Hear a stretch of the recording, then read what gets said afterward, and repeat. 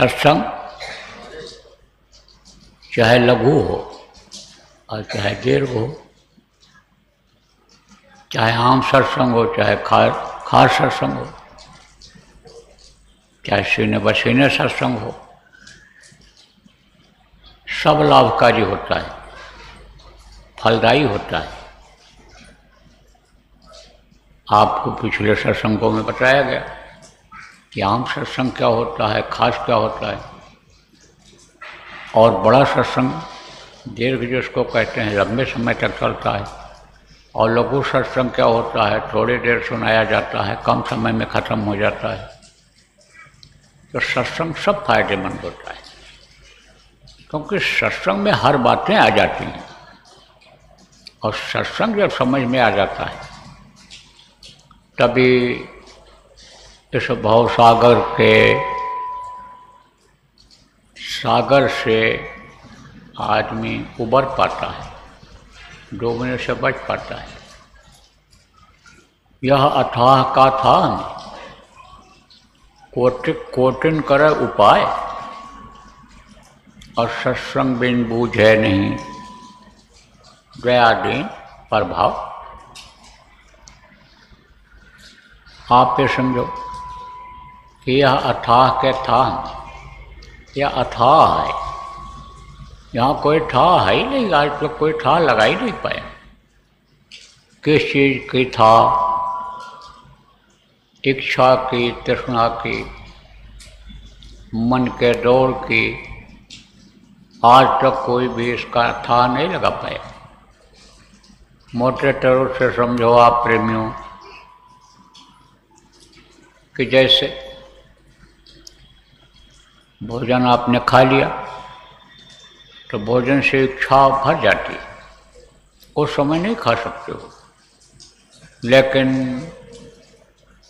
सुबह होते ही, सुबह खाया तो शाम होते ही फिर भूख लग जाती है, फिर वही काम करना पड़ता है। एक बार लेटन हो आए, कोई सोचे कि अब ये हम इस संकट से उबर गए कि रात को भी बहुत तेज ठंडी है और रात को लटन महसूस हो जाए, बारिश तेज हो रही है और महसूस हो जाए आदमी को रात में, और घर में लटन नहीं बनी है, बाहर जाना पड़े। बड़े बड़े शहरों में जो मजदूरी करने के लिए जाते हैं, सबके कमरे में, सबके घर में अटैच लैट्रिन बाथरूम नहीं होता है, सार्वजनिक होता है। उस सार्वजनिक में जाना पड़ता है। अब बारिश तेज हो रही है और लैट्रिन महसूस हो रही है तो जाना ही पड़ेगा, भीगते हुए जाना पड़ता है। और दोबारा मान लो फिर महसूस हो गया, खाने पीने में बदपरहेजी हो गई, हाजमा कमज़ोर है, और फिर महसूस हो गया तो दोबारा फिर जाना पड़ेगा रात में ही। यह सोचे आदमी कि इस संकट से हमारा छुटकारा हो गया, तो छुटकारा होने वाला नहीं है। भूख लग गई, भूख लग गई तो खाना ही खाना है। आदमी छोड़ देता है काम को, कहता बगैर खाए हम कुछ कर नहीं सकते, बोल नहीं सकते, हम जा नहीं सकते, भाई हम कुछ खाएंगे। हमारे जैसा कमज़ोर शरीर हो, बुढ़ा शरीर हो, तो वो तो यही जवाब दे देगा, भाई कुछ पेट में डाल दो, ताकत आ जाए तब हम कुछ बोल पाएंगे, कुछ कर पाएंगे। तो आदमी अगर ये सोचे कि बस अब एक बार ये काम कर लिया, इससे छुटकारा मिल जाएगा, तो छुटकारा नहीं मिलता है। समुद्र में जब यात्रा करते हैं लोग तो समुद्र का कहीं था मिलता है? था ही नहीं मिलता है, अथाह है। नीचे जाते हैं, बहुत गहराई में चले गए, लेकिन तो भी पानी ही पानी मिलता है। ऐसे ही अथाह है यह संसार। क्या है? यह अथाह है। इस अथाह में, इस अथाह सागर में, संसार में, इस मृतलोक में था अगर कोई लगाना चाहे, किनारे आना चाहे, इससे पार होना चाहे तो बड़ा मुश्किल है। सत्संग के बगैर दया, दीन, उपकार यह समझ में नहीं आता है। आप समझो खान पान लोगों का खराब हो जाता है, मन वही खिलाने के लिए कहता है। जानवरों का जो मांस खाने लगते हैं, मछली खाने लगते हैं, शराब जो पीने लगते हैं, मन वही करता है, यही खाओ, यही काम करो। दया को कैसे समझेगा मांसाहारी? कुछ लोग ऐसे हैं कि न जानकारी में मांस खाते हैं, लेकिन जब सत्संग मिल जाता है, जानकारी हो जाती है कि भाई जीव उसमें भी है, जीव आप में भी है, सब में जीव है और सब परमात्मा के ही अंश हैं। अगर किसी जीवात्मा को तकलीफ दोगे, निकालोगे जबरदस्ती उसमें से, फिर तो तुमको पाप लगेगा। जीव हत्या करना बहुत बड़ा पाप है। अब इस चीज़ की अगर जानकारी हो गई उसको कि जो गल काटे और का अपना रहा कटाए, और साहब के दरबार में बदला कहीं न जाए, ये जानकारी हो गई कि आज तो तुम दूसरे का गला काट रहे हो और कल तुम्हारा भी गला काटा जाएगा। इसी तरह से रहते जाओगे, मारे जाओगे, काटे जाओगे, सताए जाओगे। अब इस चीज़ की अगर जानकारी हो गई तो आदमी मांस खाना छोड़ देगा। दया हो जाएगी उस जीव पर, भाई हमारी उंगली में अगर कट लग गया और दर्द हो रहा है तो उसको भी दर्द होगा। जब उसका सिर काटेंगे, गला काटेंगे, जब हाथ पैर काटेंगे तो उसको भी दर्द होगा। जीव काट देते हैं बहुत से, निर्दयी होते हैं कि बोल न पावे, चिल्लाएगा तो लोगों को दया है कि तड़प रहा है, मर रहा है जब, तो क्या करते हैं ये जीव ही पकड़ के काट देते हैं कि बोल ही न पावे। चिल्लाता नहीं है बकरा या कोई भी जानवर फिर चिल्लाता नहीं है, नहीं तो जब मार पड़ती है, तकलीफ होती है, काटा जाता है तो चिल्लाता ही है, कोई भी हो। तो छोड़ देते हैं लोग, दया आ जाती है। और दया अगर नहीं आई तो सब बेकार है। दयालु कैसे मिल पाएगा, खुश कैसे होगा, दया नहीं आएगी जब तक। इसलिए दया सीखना, दया धारण करना मनुष्य के लिए ये जरूरी होता है। दीनता जब आती है, छोटापन आता है। छोटापन किसको आता है? जब उसका अहंकार खत्म होता है, क्योंकि अहंकार जब तक रहता है आदमी छोटा नहीं रह सकता है। कितना भी समझाया जाता है अहंकारी आदमी को, लेकिन उनका समझ में आता है, तो किसी को नहीं समझता है। तो कहता हम बहुत बलवान हैं, हम तो 2 आदमियों को अपनी कांख में दबा लेंगे। लेकिन वो इस चीज़ को भूल जाता है कि बड़े ऐसे बलवान गए कि करे कस्करी तो संध लुकाना। रावण इतना बलवान था, बड़े बड़े वीर उसके सामने ठहरते नहीं थे। देवता लोग भी हट जाते थे कि कहीं हमारे ऊपर नया हमला कर दे, इतना बलवान था। उसको यानी समझो बलि एक राजा हुए जो अपने कांख में दबाए रहे, लेकिन रह पाए वो? मनुष्य शरीर में थे, चले गए इस दुनिया संसार से, उनको भी जाना पड़ा। तो इस चीज़ को आदमी भूल करके इस शरीर पर अहंकार करने लगता है। यह दहिया पर गर्व न कीजिए, चार स्वान के दिखाई हैं, जा दिन मन पक्षी उड़ गए हैं। पक्षी किसको कहा गया? इस जीवात्मा को कहा गया।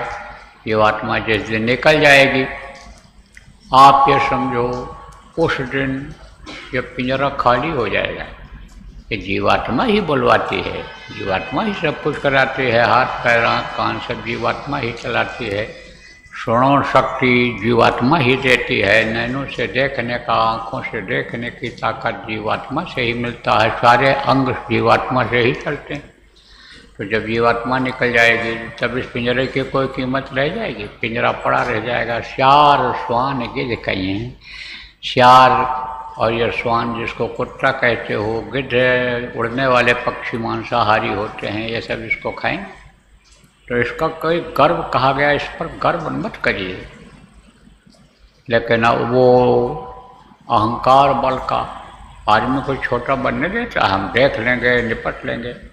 धन का अहंकार आ जाता है आदमी को, कहता हम इनके सामने नहीं झुकेंगे, हम तो इनको मार ही डालेंगे, काट देंगे, देखा हो जाएगा, जैसा भी होगा, पैसा है हमारे पास, मुकदमा लड़ लेंगे, सेटिंग कर लेंगे, छूट जाएंगे। अहंकार उसको रहता है जिसको, उसके अंदर दीनता नहीं आती है। दीनता जब नहीं आती है तो दीन बंधु जिनको कहा गया, गरीब परवर जिनको कहा गया, उनसे दूरी बढ़ जाती है। वह हैं कहाँ पर कहा गया? इसी मनुष्य शरीर के अंदर में है, इसी में है। घट घट मेरा साइया सोनी सेज न कोई, बलिहारी हुआ घट का जा घट पर घट, इसी में है। लेकिन इसमें रहते हुए भी आदमी का जो ये अहंकार है वो उनसे दूर किया हुआ रहता है, वो दिखाई नहीं पड़ते, मिलते नहीं हैं। तो जब सृजनहार को ही यानी भूल जाएंगे, जब सृजनहार ही जब नहीं यानी याद रहेगा, तो आदमी कैसे सुखी रह सकता है? इसलिए न शरीर से सुखी रहता है, न मन से सुखी रहता है, न धन में उसको सुख मिलता है। वो तो इधर उधर भगता रहता है, मृग तृष्णा की तरह से। जैसे मृगा पानी की तलाश में, प्यास जब उसको लगती है, पानी के तलाश में यानी भगता ही रहता है। कहाँ भगता रहता है? माया की छाया में। आप ये समझो ऐसा बना दिया सिस्टम कि बालू में चमक आ गई। अब बालू ही बालू है, और बालू को दूर से अगर देखो तो मालूम पड़ता है आगे पानी भरा हुआ, और वो देखता है ऐसे चला जाता है, आगे पानी मिलेगा, आगे पानी मिलेगा। ये भ्रम और भूल है। तो माया ने क्या फैला दिया? भ्रम और भूल, और उसमें भगता चला जाता है और उसी में अपनी जान दे देता है। तो आप समझो प्रेमियों, दया दीन उपकार परोपकार ये परमात्मा यानी साधक है, बाधा नहीं डालता है, साधक है।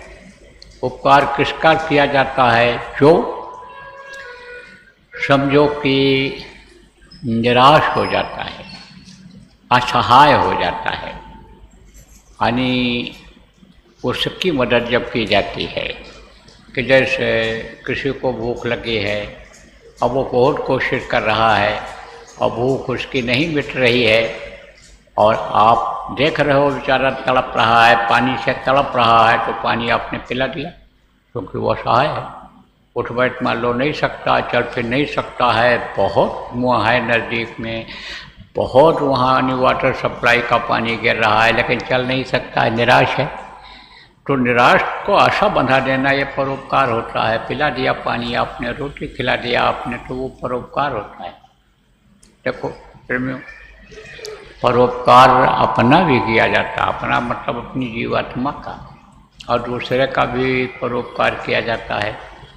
परोपकार का मतलब क्या होता है? परोपकार का मतलब ऐसा उपकार किया जाए उसके लिए, ऐसा काम उसके लिए किया जाए कि वो उबर जाए, फिर ना पड़े उसको, इस मृत्युलोक में पैदा न होना पड़े, मरना न पड़े, वो अशिला परोपकार।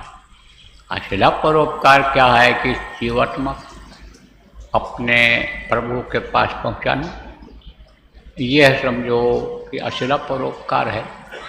तो अब सवाल यह है कि आत्मा ये पहुंचेगी कैसे?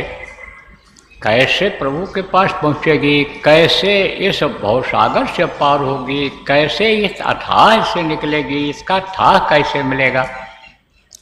कोई जब बताने वाला मिलेगा, जब सत्संग मिलेगा, और वो ये सिखा देगा कि दया करो सबसे पहले जीवों पर, दीनता लाओ, परोपकार दूसरे की करके पुण्य इकट्ठा करो, फिर अपना परोपकार का ये जीवात्मा का काम करो, दूसरे का करो, तब ऐसा कोई मिल जाएगा। कौन मिलता है ऐसा? ऐसा इस धरती के जो वक्त के गुरु संत सदगुरु होते हैं वही पार किया करते हैं, वही उपाय बताया करते हैं, उनके पास जाना पड़ता है, उनसे इल्म रास्ता मार्ग लेना पड़ता है, तब यह संभव होता है।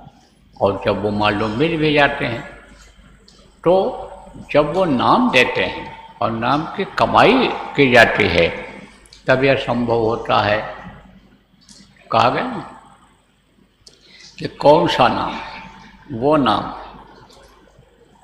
जिसके लिए कहा गया कि नाम रसायन पीजिए, यह औषधि है दाम, फिर पीछे पछताएगा। जब चला चली हो जाओ।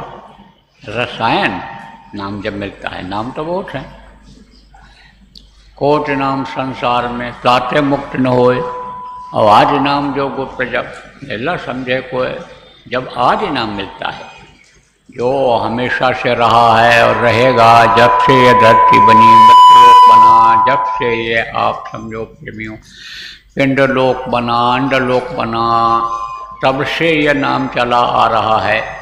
स्वर्ग वैकुंठ बना, तब से यह नाम चला आ रहा है।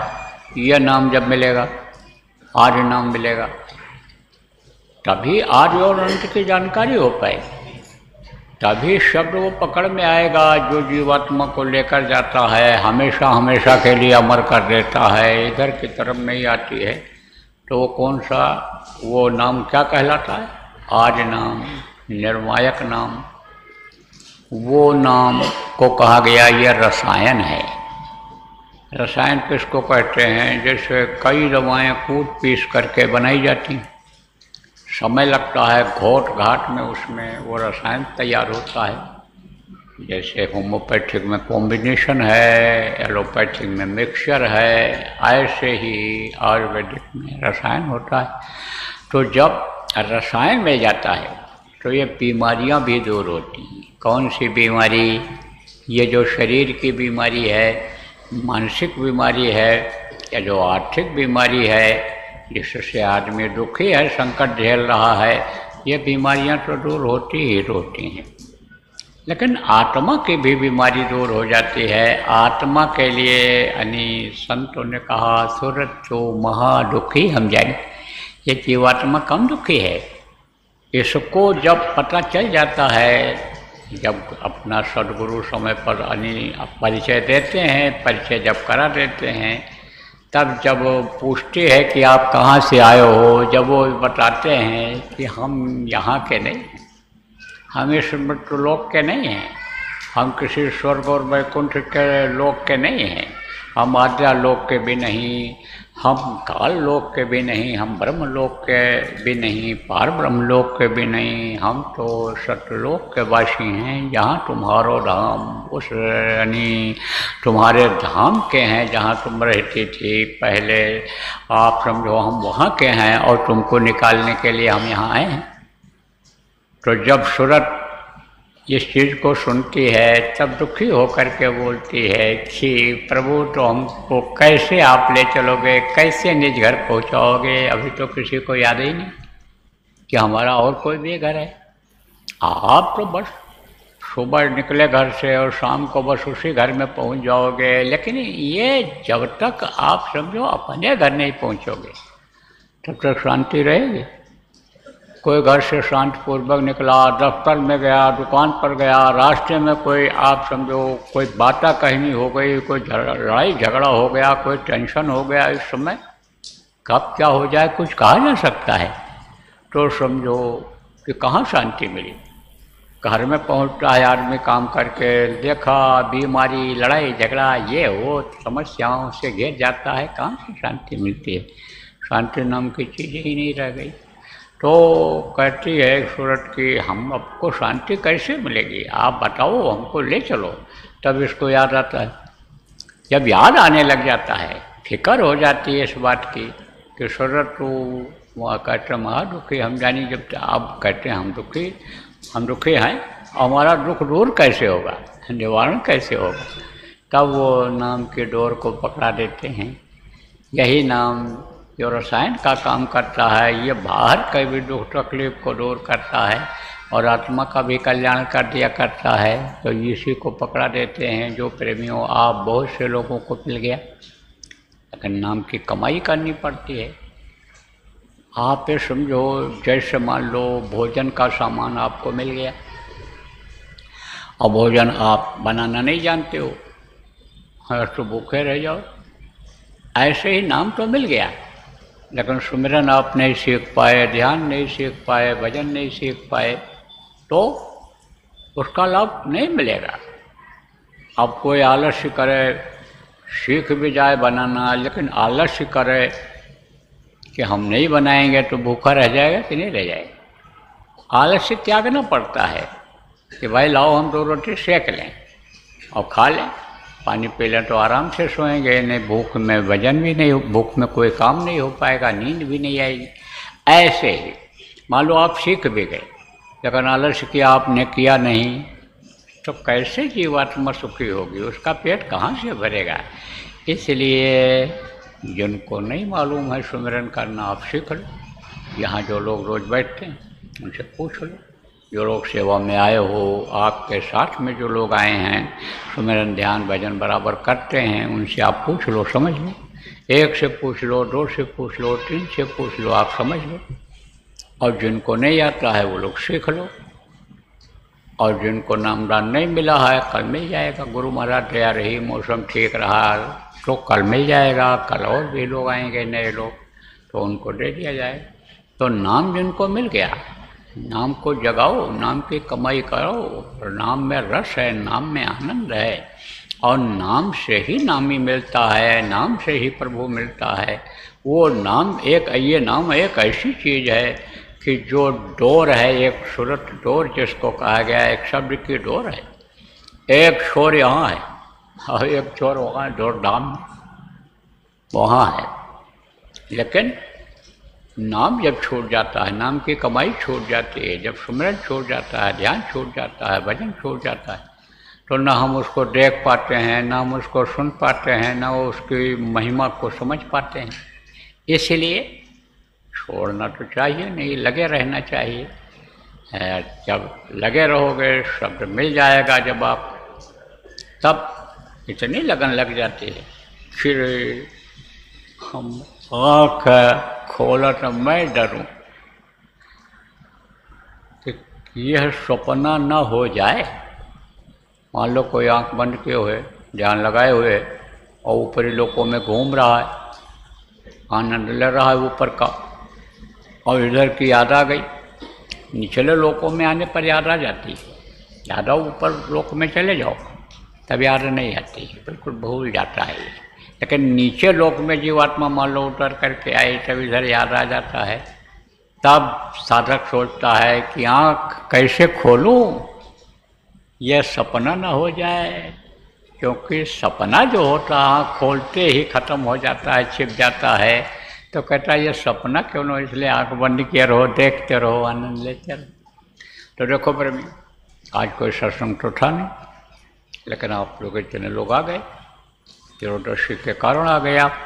तो आज भी त्रोदशी है, कल भी त्रोदशी रहेगी सुबह, कल आपका भंडारा भी होगा त्रोदशी का, तो और लोग आएंगे तो कुछ उनको सुना दिया जाएगा, और नामदान लेने वाले प्रेमी आएंगे तो नामदान दे दिया जाएगा। आज का आपका ध्यान भजन के समाप्ति का समय हो रहा है, और भी आपको दैनिक कार्य करना है, लेकिन जो बात बताई जाए उस पर चलना चाहिए, अमल करना चाहिए, तभी उसका पूरा लाभ मिल पाता है। बोलो जय गुरुदेव, जय गुरुदेव,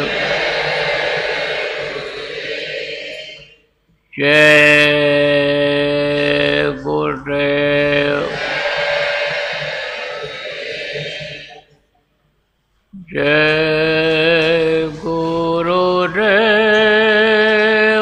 जय गुरुदेव, जय गुरुदेव, जय जय गुरुदेव।